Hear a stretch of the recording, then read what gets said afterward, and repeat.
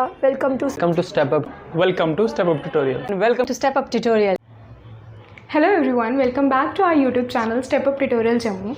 Today 6th lecture start करने से पहले मैं आपको 5th लेक्चर का ओवरव्यू देना चाहती हूँ। 5th लेक्चर में हमने पढ़ा था कि क्या इकोनॉमिक एक आर्ट है और मैंने उसके कुछ पॉइंट्स बताए थे कि जिससे क्या होता है कि जिससे हमें पता चले कि हाँ इकोनॉमिक एक आर्ट है। और मैंने आपको मतलब पिछले लेक्चर में ये भी बताया था कि क्या वो साइंस जो है वो पॉलिटिकल साइंस है या सोशल साइंस है। तो मैंने बताया था कि हाँ वो एक सोशल साइंस है। ठीक है, तो टुडे हम ये स्टार्ट करेंगे लेक्चर 6 से, जिसके दो मेन मेथड्स हैं। First is inductive method and second is deductive method. बड़े सारे स्टूडेंट्स को कन्फ्यूजन होती है इंडक्टिव मेथड में और डिडक्टिव मेथड में, बिकॉज इसमें कुछ कॉमन चीज़ है। लेकिन इसमें क्या, इसकी वजह से क्या होता है कि अगर आप एक मेथड अच्छे से समझ लोगे, आपको दूसरा बिल्कुल उसके रिफ्लेक्शन में होगा, मतलब बिल्कुल उल्टा ऑपोजिट होगा उसका। तो इंडक्टिव मेथड क्या होता है? This method is to move from specific examples of generalisation. अब आप बोलोगे मैम ये स्पेसिफिक एग्जांपल क्या है, जनरलाइजेशन क्या है? मैं आपको एक एग्जांपल देती हूँ।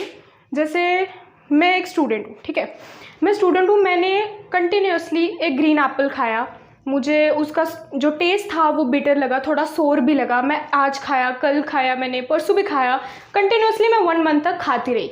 फिर मैंने उसके बाद एक उसे जर्नलाइज किया कि हाँ इसका जो टेस्ट है वो सोर है, बिटर है थोड़ा सा, वो जो कंटिन्यूसली, क्योंकि सबसे पहले मैंने क्या किया, ऑब्जर्व किया, उसके बाद मैंने उस पर जर्नलाइज किया। तो यही होता है कि to move from specific example of generalisation. मतलब अगर मैं कोई एग्जाम्पल लेती हूँ ग्रीन एप्पल की, तो जैसे कोई भी स्टूडेंट है पहले उसे क्या करेगा, वो ऑब्जर्व करेगा, उसे टेस्ट करेगा, फिर वो उसके ऊपर जनरलाइज करेगा। ठीक है, देन अब इसके कुछ पॉइंट्स हैं, प्रिंसिपल्स हैं, जिसके आपको ज़्यादा क्लियर होगा।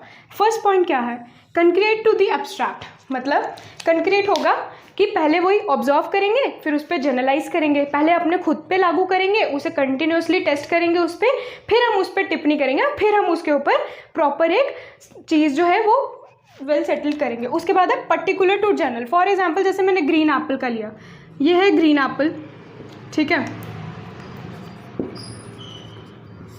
ये इसका आ गया पर्टिकुलर, पर्टिकुलर से कैसे आया, जर्नल पे। ग्रीन एप्पल है, ठीक है, ये इसका आ गया पर्टिकुलर। हमने एक चीज़ ली, उसके बाद मैं जर्नल पे आई, उसके बारे में मैंने टेस्ट करती गई, मैंने 1 महीना उसको कंटिन्यूसली खाया, उसे कंटिन्यूसली कंज्यूम किया, फिर मैं उसके जनरलाइजेशन पे आई कि हाँ ये होता है। उसके बाद थर्ड एग्जाम्पल्स टू फार्मूला। अब एग्जाम्पल्स टू फार्मूला कैसे, अगर आज सपोज करते हैं कि मैं एक मैथ्स टीचर हूँ, मैं किसी स्टूडेंट को पढ़ा रही हूँ, सबसे पहले हम क्या करते हैं, ऑब्वियसली हम पहले बच्चों को एग्जाम्पल सॉल्व करवाते हैं। ये तो नहीं है कि मैं सीधा रूल लिखवा दूंगी, ये तो होगा नहीं ना, कि पहले मैं उससे रिलेटेड एग्जाम्पल लिखाती हूँ। फॉर एग्जाम्पल इसे हम ग्रीन एप्पल को पहले इग्नोर करते हैं। ग्रीन एप्पल मैंने दिया था सिर्फ ये कंक्रीट टू एब्स्ट्रैक्ट के लिए और पर्टिकुलर टू जनरल के लिए।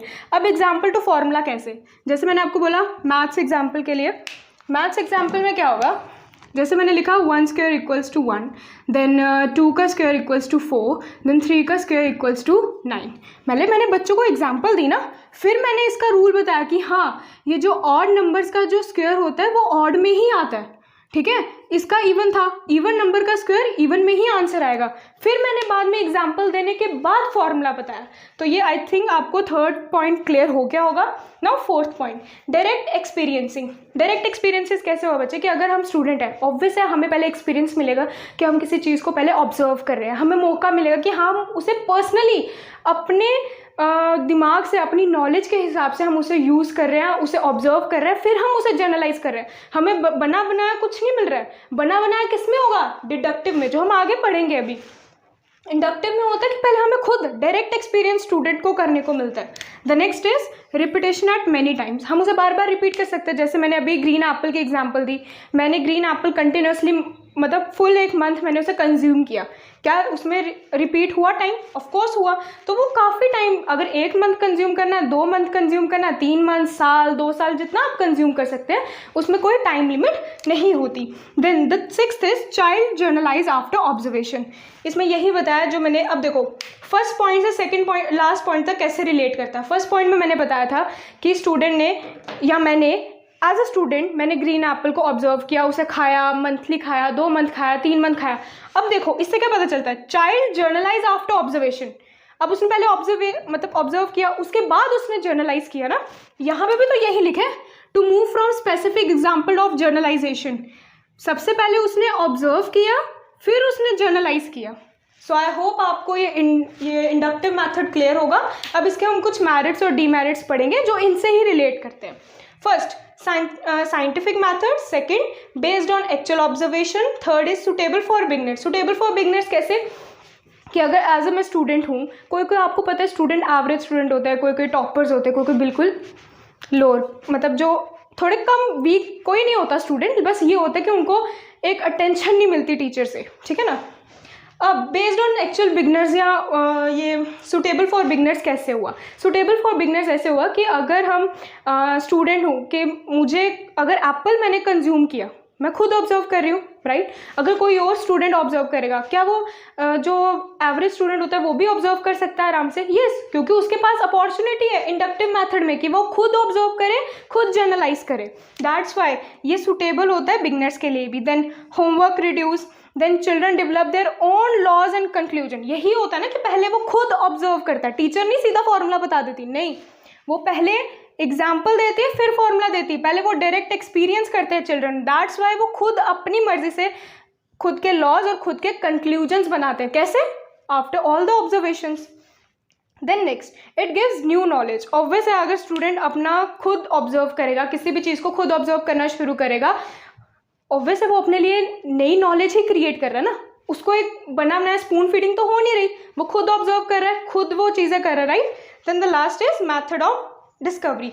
आई होप ये मेरिट्स क्लियर होंगे। नाउ डीमेरिट्स, बिल्कुल इसका ऑपोजिट है, not suitable for all the topic. अब देखो कुछ कुछ ऐसे टॉपिक्स होते हैं जो मतलब नहीं होते सुटेबल्स।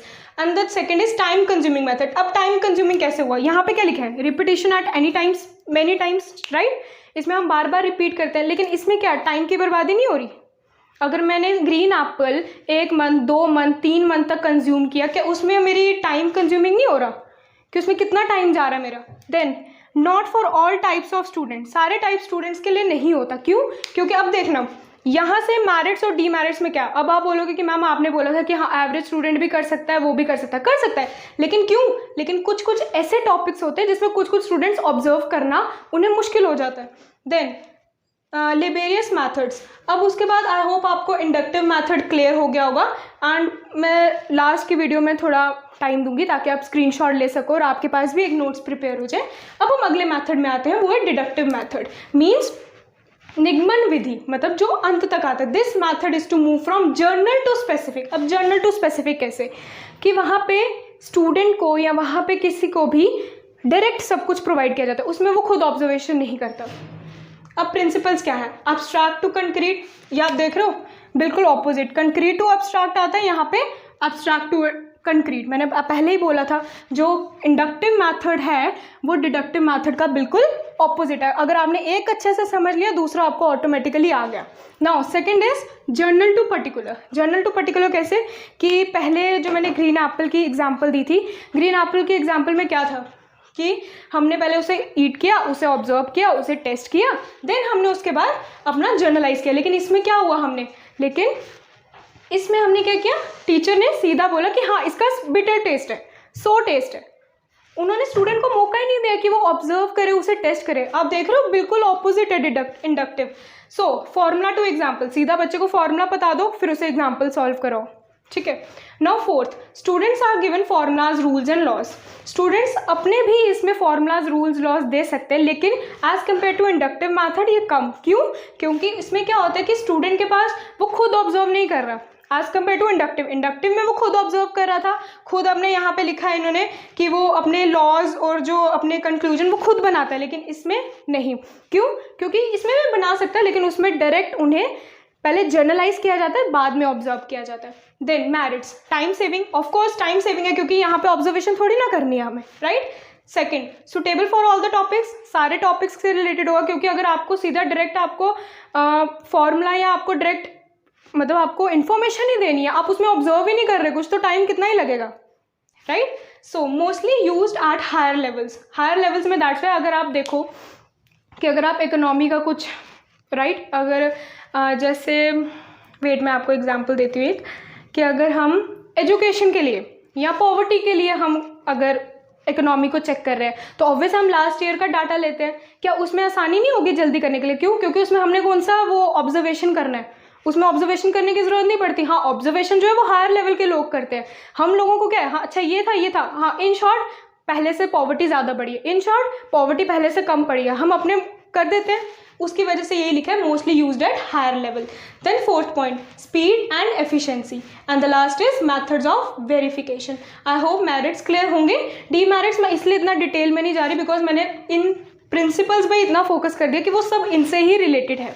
Now demerits, first is not a psychologic method, second blind memorization, third is students are passive, fourth is no originality and creativity and fifth is does not give any new knowledge। इसमें अब new knowledge कैसे नहीं मिलती? क्योंकि वहाँ पे student को direct information, direct सब कुछ मिल रहा है, वो वहाँ पे ऑब्जर्व नहीं कर रहा, वो जर्नल टू पर्टिकुलर में आ रहा है, वो पर्टिकुलर टू जर्नल में नहीं आ रहा। जैसे हम इंडक्टिव में आ रहे थे पर्टिकुलर टू जर्नल के, हम बच्चा ऑब्जर्वेशन कर करके टेस्ट कर करके आ रहा है, लेकिन इसमें डायरेक्ट उसे नॉलेज प्रोवाइड की जा रही है, डायरेक्ट उसे इन्फॉर्मेशन प्रोवाइड की जा रही है। अब नो ओरिजिनलिटी एंड क्रिएटिविटी, कैसे नहीं होगी ओरिजिनलिटी? क्योंकि अगर आपको एज अ टीचर अगर आप सीधा इन्फॉर्मेशन प्रोवाइड करते हो, बच्चा उसमें ऑब्जर्व ही नहीं कर रहा, उसमें टेस्ट ही नहीं प्रिपेयर कर रहा, उसमें खुद का अपना इनिशिएटिव ही नहीं दे रहा, तो वो कैसे उसमें ओरिजिनलिटी और क्रिएटिविटी रहेगी? सो आई होप आपको inductive and deductive method clear होगा। आपको इन शॉर्ट अगर मैं नोट में लिख के दूं कि अगर आपको कैसे याद रखना है, आप इसका एक ये प्रिंसिपल भी अगर आपको याद रहे ना, एक के भी आप दूसरे के ऑटोमेटिकली कर सकते हैं, बिकॉज ये बिल्कुल इसका ऑपोजिट है। सो आई होप आपको ये वीडियो पसंद आई होगी। So please like share subscribe to our YouTube channel step up tutorial Jammu, and last video का जो लिंक है वो डिस्क्रिप्शन में आपको मिल जाएगा। Thank you.